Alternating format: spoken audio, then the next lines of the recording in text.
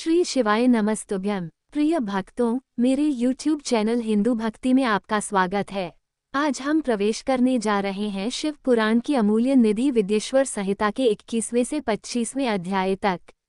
इन पावन अध्यायों में छिपे हैं दिव्य ज्ञान, भक्ति की महिमा और शिवतत्व के अनंत रहस्य। आइए हम साथ मिलकर इस अद्भुत यात्रा में डूबते हैं, जहां हर श्लोक हमें शिव भक्ति के अमृत से सराबोर कर देगा। 21वां अध्याय, शिवलिंग की संख्या। सूत जी बोले, महर्षियों, पार्थिव लिंगों की पूजा करोड़ों यज्ञों का फल देने वाली है। कलयुग में शिवलिंग पूजन मनुष्यों के लिए सर्वश्रेष्ठ है। ये भोग और मोक्ष देने वाला एवं शास्त्रों का निश्चित सिद्धांत है। शिवलिंग 3 प्रकार के हैं, उत्तम, मध्यम और अधम। 4 अंगुल ऊंचे वेदी से युक्त सुंदर शिवलिंग को उत्तम शिवलिंग कहा जाता है। उससे आधा, मध्यम तथा मध्यम से आधा, अधम कहलाता है। ब्राह्मण, क्षत्रिय, वैश्य तथा शूद्रों को वैदिक उपचारों से आदरपूर्वक शिवलिंग की पूजा करनी चाहिए। ऋषि बोले, हे सूत जी, शिवजी के पार्थिव लिंग की कुल कितनी संख्या है? सूत जी बोले, हे ऋषियों, पार्थिव लिंग की संख्या मनोकामना पर निर्भर करती है। बुद्धि की प्राप्ति के लिए सद्भावनापूर्वक 1000 पार्थिव शिवलिंग का पूजन करें। धन की प्राप्ति के इच्छुक 1500 शिवलिंगों का तथा वस्त्र प्राप्ति हेतु 500 शिवलिंगों का पूजन करें। भूमि का इच्छुक 1000, दया भाव चाहने वाला 3000, तीर्थ यात्रा करने की चाह रखने वाले को 2000 तथा मोक्ष प्राप्ति के इच्छुक मनुष्य 1 करोड़ पार्थिव लिंगों की वेदोक्त विधि से पूजा आराधना करें। अपनी कामनाओं के अनुसार शिवलिंगों की पूजा करें। पार्थिव लिंगों की पूजा करोड़ों यज्ञों का फल देने वाली है तथा उपासक को भोग और मोक्ष प्रदान करती है। इसके समान कोई और श्रेष्ठ नहीं है, अर्थात यह सर्वश्रेष्ठ है। भगवान शंकर की 8 मूर्तियां पृथ्वी, जल, अग्नि, वायु, आकाश, सूर्य, चंद्रमा तथा यजमान हैं। इसके अतिरिक्त शिव, भव, रुद्र, उग्र, भीम, ईश्वर, महादेव तथा पशुपति नामों का भी पूजन करें। अक्षत, चंदन और बेलपत्र लेकर भक्तिपूर्वक शिवजी का पूजन करें तथा उनके परिवार, जिसमें ईशान, नंदी, चंड, महाकाल, भरेंगी, वृष, स्कंद, कपर्दीश्वर, शुक्र तथा सोम है, का 10 दिशाओं में पूजन करें। शिवजी के वीरभद्र और कीर्तिमुख के पूजन के पश्चात 11 रुद्रों की पूजा करें। पंचाक्षर मंत्र का जाप करें तथा शतरुद्रीय और शिव पंचाग का पाठ करें। इसके उपरांत शिवलिंग की परिक्रमा कर शिवलिंग का विसर्जन करें। रात्रि के समय समस्त देव कार्यों को उत्तर दिशा की ओर मुंह करके ही करना चाहिए। पूजन करते समय मन में भगवान शिव का स्मरण करना चाहिए। जिस स्थान पर शिवलिंग स्थापित हो वहां पर पूर्व, पश्चिम और उत्तर दिशा में न बैठे, क्योंकि पूर्व दिशा भगवान शिव के सामने पड़ती है और इष्टदेव का सामना नहीं रोकना चाहिए। उत्तर दिशा में शक्ति स्वरूपा देवी उमा विराजमान रहती हैं। पश्चिम दिशा में शिवजी का पीछे का भाग है और पूजा पीछे से नहीं की जा सकती, इसलिए दक्षिण दिशा में उत्तराभिमुख होकर बैठना चाहिए। शिव के उपासकों को भस्म से त्रिपुंड लगाकर, रुद्राक्ष की माला, बेलपत्र आदि लेकर भगवान का पूजन करना चाहिए। यदि भस्म न मिले तो मिट्टी से ही त्रिपुंड का निर्माण करके पूजन करना चाहिए। 22वां अध्याय, शिव नैवेद्य और बिल्व महात्म्य। ऋषि बोले, हे सूत जी, हमने पूर्व में सुना है कि शिव का नैवेद्य ग्रहण नहीं करना चाहिए। इस संबंध में शास्त्र क्या कहते हैं, इसके बारे में बताए तथा बिल्व के महात्म्य को भी स्पष्ट कीजिए। सूत जी ने कहा, हे मुनियों, आप सभी शिव व्रत का पालन करने वाले हैं, इसलिए मैं आपको प्रसन्नतापूर्वक सारी बातें बता रहा हूँ। आप ध्यानपूर्वक सुने। भगवान शिव के भक्त को, जो उत्तम व्रत का पालन करता है तथा बाहर भीतर से पवित्र व शुद्ध है अर्थात निष्काम भावना से भगवान शंकर की पूजा अर्चना करता है, शिव नैवेद्य का अवश्य भक्षण करना चाहिए, क्योंकि नैवेद्य को देख लेने से ही सारे पाप दूर हो जाते हैं। उसको ग्रहण करने से बहुत पुण्यों का फल मिलता है। नैवेद्य को खाने से हजारों और अरबों यज्ञों का पुण्य अंदर आ जाता है। जिसके घर में शिवजी के नैवेद्य का प्रचार होता है, उसका घर तो पवित्र है ही, बल्कि वह साथ के अन्य घरों को भी पवित्र कर देता है। इसलिए सिर झुकाकर प्रसन्नतापूर्वक एवं भक्ति भावना से इसे ग्रहण करें और इसे खा लें। जो मनुष्य इसे ग्रहण करने या लेने में विलंब करता है वह पाप का भागी होता है। शिव की दीक्षा से युक्त शिव भक्त के लिए नैवेद्य महाप्रसाद है। जो मनुष्य भगवान शिव के अलावा अन्य देवताओं की दीक्षा भी धारण किए हैं उनके संबंध में ध्यानपूर्वक सुनिए ब्राह्मणों। जहाँ से शालग्राम शिला की उत्पत्ति होती है वहाँ उत्पन्न लिंग में रसलिंग में, पाषाण, रजत तथा सुवर्ण से निर्मित लिंग में, देवताओं तथा सिद्धों द्वारा प्रतिष्ठित लिंग में, केसर लिंग, स्फटिक लिंग, रत्न निर्मित लिंग तथा समस्त ज्योतिर्लिंगों में विराजमान भगवान शिव के नैवेद्य को ग्रहण करना चांद्रायन व्रत के समान पुण्यदायक है। शिव नैवेद्य भक्षण करने एवं उसे सिर पर धारण करने से ब्रह्म हत्या के पाप से भी छुटकारा मिल जाता है और मनुष्य पवित्र हो जाता है, परंतु जहाँ चांडालों का अधिकार हो वहाँ का महाप्रसाद भक्तिपूर्वक भक्षण नहीं करना चाहिए। बाणलिंग, लौह निर्मित लिंग, सिद्धलिंग उपासना से प्राप्त अर्थात सिद्धों द्वारा स्थापित लिंग, स्वयंभूलिंग एवं मूर्तियों का जहाँ पर चंड का अधिकार नहीं है, जो मनुष्य भक्तिपूर्वक स्नान कराकर उस जल का 3 बार आचमन करता है उसके सभी कायिक, वाचिक और मानसिक पाप नष्ट हो जाते हैं। जो वस्तु भगवान शिव को अर्पित की जाती है वह अत्यंत पवित्र मानी जाती है। हे ऋषियों, बिल्व अर्थात बेल का वृक्ष महादेव का रूप है। देवताओं द्वारा इसकी स्तुति की गई है।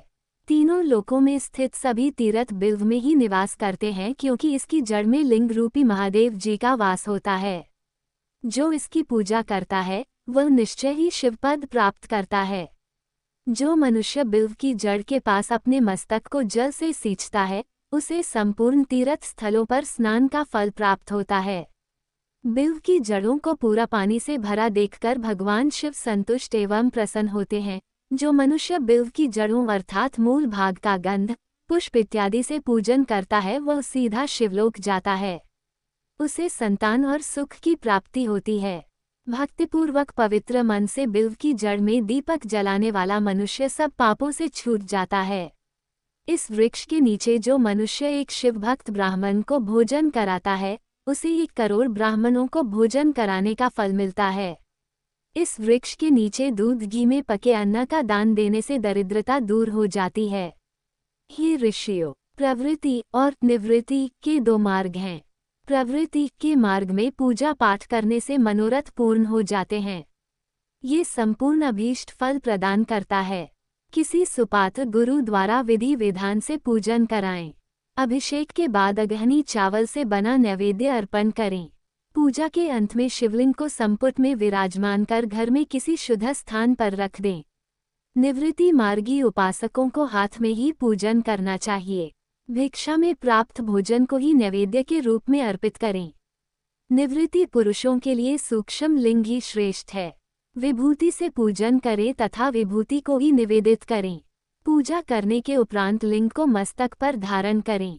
23वां अध्याय, शिव नाम की महिमा। ऋषि बोले, हे व्यास शिष्य सूत जी, आपको नमस्कार है।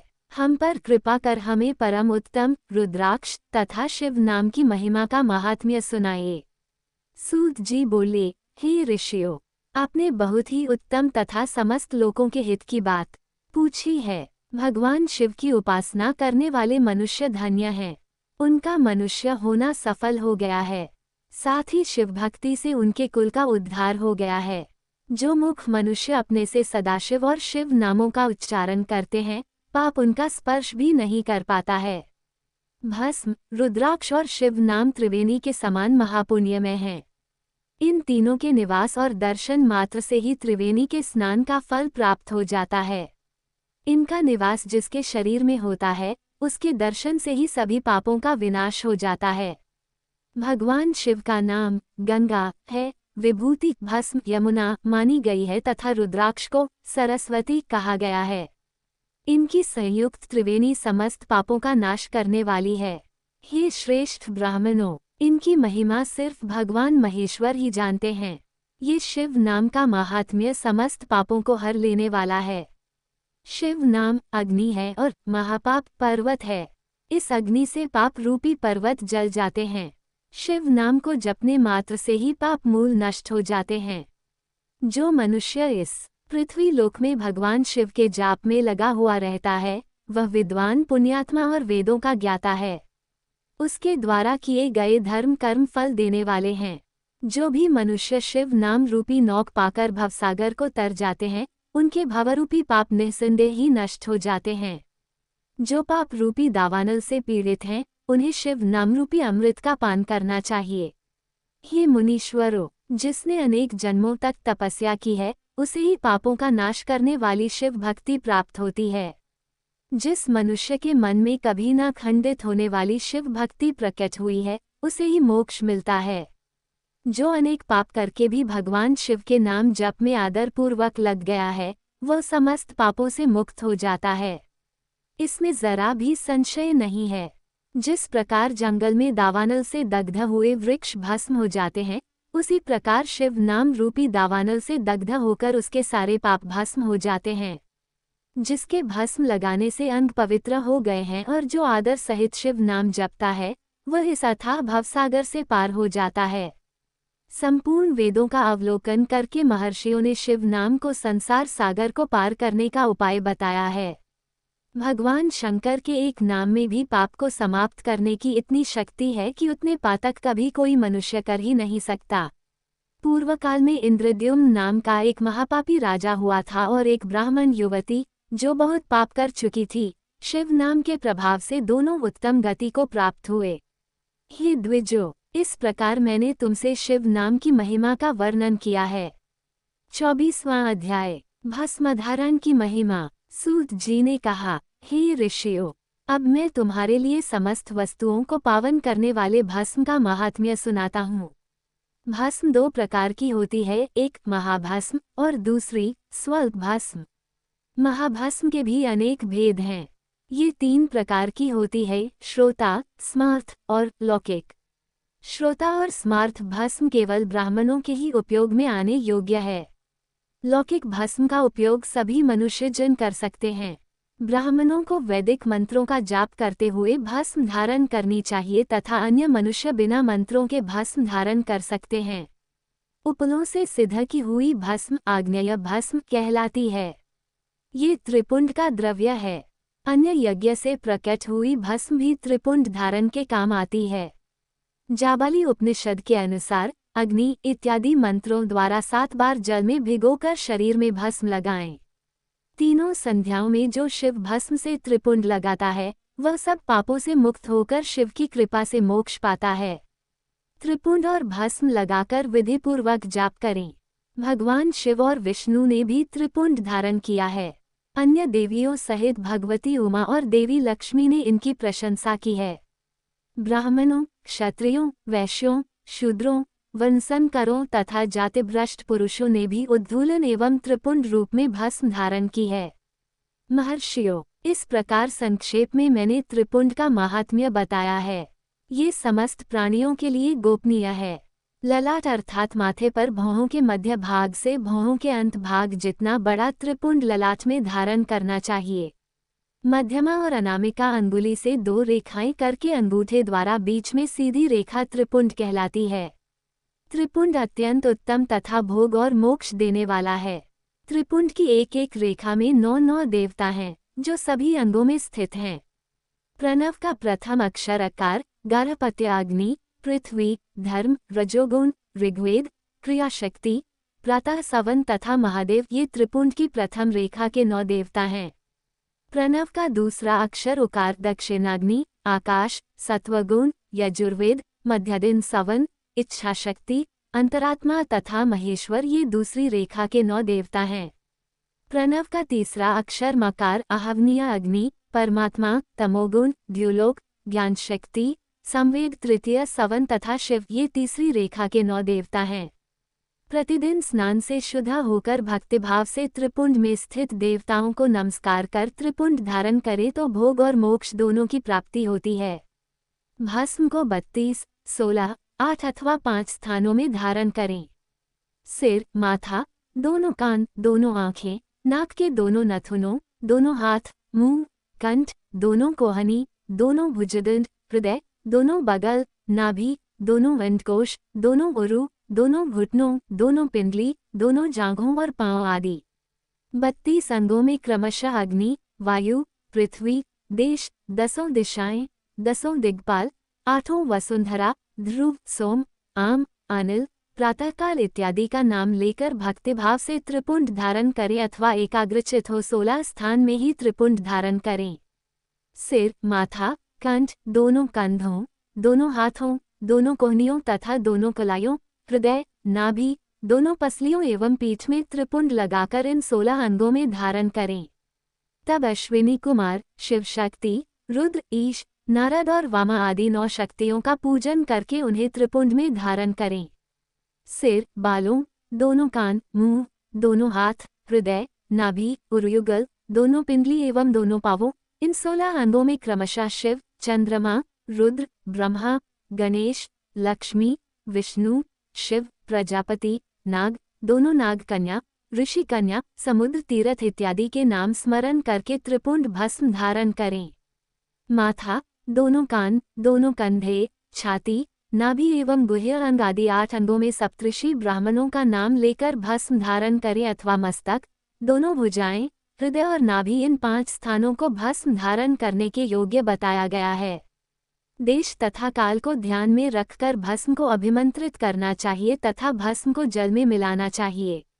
त्रिनेत्रधारी, सभी गुणों के आधार तथा सभी देवताओं के जनक और ब्रह्मा एवं रुद्र की उत्पत्ति करने वाले परब्रह्म परमात्मा शिव का ध्यान करते हुए ओम नमः शिवाय मंत्र को बोलते हुए माथे एवं अंगों पर त्रिपुंड धारण करें।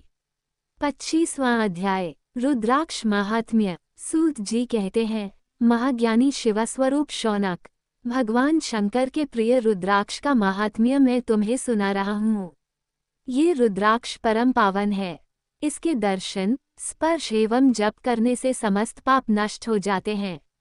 इसकी महिमा तो स्वयं सदाशिव ने संपूर्ण लोकों के कल्याण के लिए देवी पार्वती को सुनाई है। भगवान शिव बोले, हे देवी, तुम्हारे प्रेमवश भक्तों के हित की कामना से रुद्राक्ष की महिमा का वर्णन कर रहा हूँ।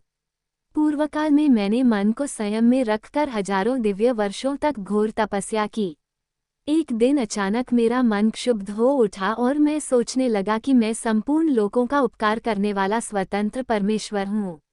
अतः मैंने लीलावश अपने दोनों नेत्र खोल दिए। नेत्र खुलते ही मेरे नेत्रों से जल की झड़ी लग गई। उसी से गौड़ देश से लेकर मथुरा, अयोध्या, काशी, लंका, मलयाचल पर्वत आदि स्थानों में रुद्राक्षों के पेड़ उत्पन्न हो गए। तभी से इनका महात्म्य बढ़ गया और वेदों में भी इनकी महिमा का वर्णन किया गया है। इसलिए रुद्राक्ष की माला समस्त पापों का नाश कर भक्ति मुक्ति देने वाली है। ब्राह्मण, वैश्य, क्षत्रिय और शूद्र जातियों में जन्मे शिवभक्त सफेद, लाल, पीले या काले रुद्राक्ष धारण करें। मनुष्यों को जाति अनुसार ही रुद्राक्ष धारण करना चाहिए। आंवले के फल के बराबर रुद्राक्ष को श्रेष्ठ माना जाता है। बेर के फल के बराबर को मध्यम श्रेणी का और चने के आकार के रुद्राक्ष को निम्न श्रेणी का माना जाता है। हे देवी, बेर के समान रुद्राक्ष छोटा होने पर भी लोक में उत्तम फल देने वाला तथा सुख, सौभाग्य की वृद्धि करने वाला होता है। जो रुद्राक्ष आंवले के बराबर है, वह सभी अनिष्टों का विनाश करने वाला तथा सभी मनोरथों को पूर्ण करने वाला होता है। रुद्राक्ष जैसे जैसे छोटा होता है, वैसे ही वैसे अधिक फल देने वाला होता है। पापों का नाश करने के लिए रुद्राक्ष धारण अवश्य करना चाहिए। ये संपूर्ण अभीष्ट फलों की प्राप्ति सुनिश्चित करता है। लोक में मंगलमय रुद्राक्ष जैसा फल देने वाला कुछ भी नहीं है। समान आकार वाले चिकने, गोल, मजबूत, मोटे, कांटेदार रुद्राक्ष, उभरे हुए छोटे छोटे दानों वाले रुद्राक्ष सब मनोरथ सिद्धि एवं भक्ति मुक्तिदायक हैं, किंतु कीड़ों द्वारा खाए गए, टूटे फूटे, कांटों से युक्त तथा जो पूरा गोल न हो, इन 5 प्रकार के रुद्राक्षों का त्याग करें। जिस रुद्राक्ष में अपने आप डोरा पिरोने के लिए छेद हो, वही उत्तम माना गया है। जिसमें मनुष्य द्वारा छेद किया हो उसे मध्यम श्रेणी का माना जाता है। इस जगत 1100 रुद्राक्ष धारण करके मनुष्य जो फल पाता है, उसका में वर्णन नहीं किया जा सकता। भक्तिमान पुरुष 550 रुद्राक्ष के दानों का मुकुट बना ले और उसे सिर पर धारण करे। 360 दानों का हार बना ले, ऐसे 3 हार बनाकर उनका यज्ञोपवीत धारण करे। महर्षियों, सिर पर ईशान मंत्र से कान में तत्पुरुष मंत्र से रुद्राक्ष धारण करना चाहिए। गले में रुद्राक्ष, मस्तक पर त्रिपुंडधारी रुद्राक्ष पहने ओम नमः शिवाय मंत्र का जाप करने वाला मनुष्य यमपुर को नहीं जाता। रुद्राक्ष माला पर मंत्र जपने का करोड़ गुना फल मिलता है। 3 मुख वाला रुद्राक्ष साधन सिद्ध करता है एवं विद्याओं में निपुण बनाता है। 4 मुख वाला रुद्राक्ष ब्रह्मस्वरूप है। इसके दर्शन एवं पूजन से नरहत्या का पाप छूट जाता है।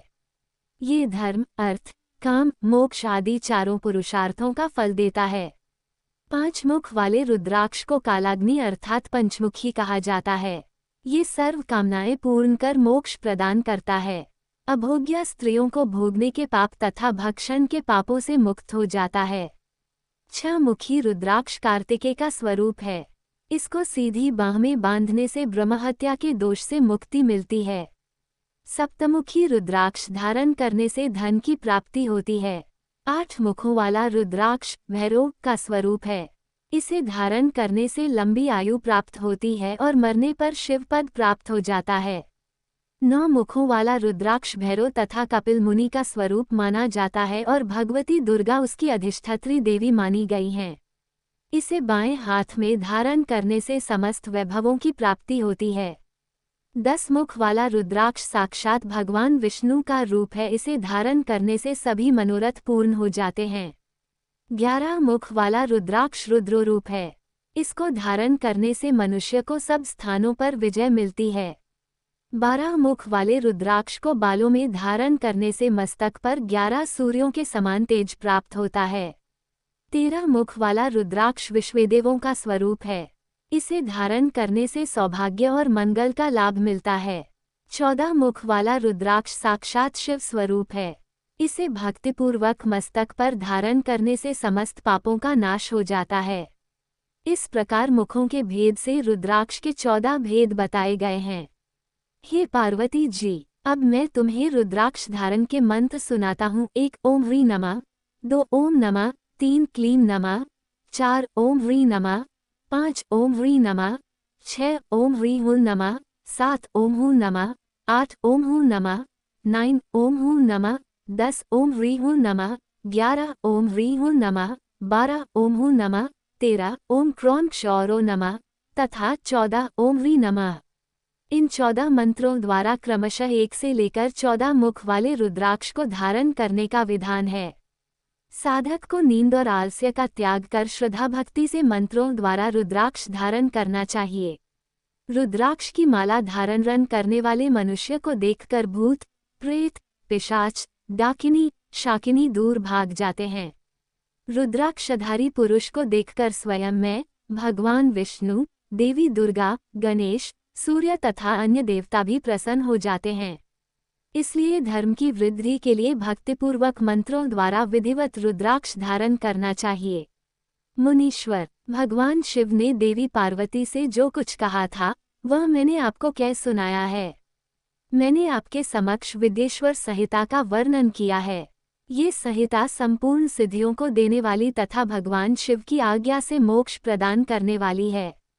जो मनुष्य इसे नित्य पढ़ते अथवा सुनते हैं वे पुत्र पौत्रादि के सुख भोग कर सुखमय जीवन व्यतीत करके अंत में शिवरूप होकर मुक्त हो जाते हैं। विद्येश्वर संहिता संपूर्ण। यह उम्मीद करते हैं कि हमारे द्वारा दी गई जानकारी आपको उपयोगी और पसंद आई होगी। यदि आपको ये जानकारी अच्छी लगी हो तो कृपया हमारे चैनल को सब्सक्राइब, लाइक और शेयर जरूर करें। व्रत कथा और धार्मिक जानकारी के लिए हमारे YouTube चैनल हिंदू भक्ति के साथ जुड़े रहें। हम हमेशा नई और रोचक जानकारी लाते रहेंगे।